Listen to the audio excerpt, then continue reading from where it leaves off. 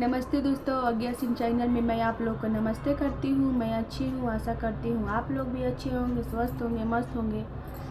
और मैं आप लोग के सामने एक शिव चर्चा का गीत गा रही हूँ। पसंद है तो लाइक कीजिएगा, सब्सक्राइब कीजिएगा।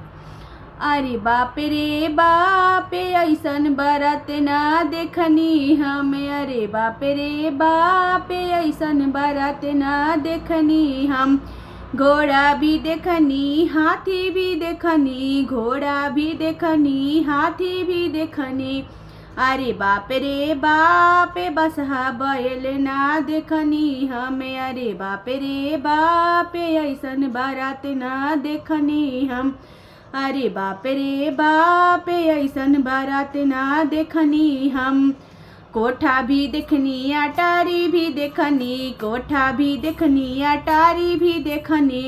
अरे बाप रे बाप, टूटही मड़ैया न देखनी हम। अरे बाप रे बाप, टूटही मड़ैया न देखनी हम। अरे बाप रे बाप, ऐसन बाराती न देखनी हम। अरे बाप रे बाप, ऐसन बाराती न देखनी हम। पुआ भी देखनी, पूड़ी भी देखनी, पुआ भी देखनी, पूड़ी भी देखनी।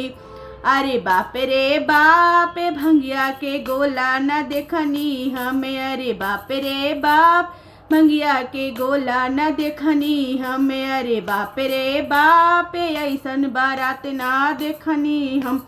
अरे बाप रे बाप, ऐसन बारात ना देखनी हम।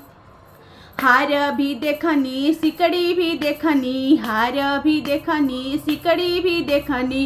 अरे बाप रे बाप, सांप के माला न देखनी हम। अरे बाप रे बाप, सांप के माला न देखनी हम। अरे बाप रे बाप, ऐसन बारात ना देखनी हम। अरे बाप रे बाप, ऐसन बारात ना देखनी हम।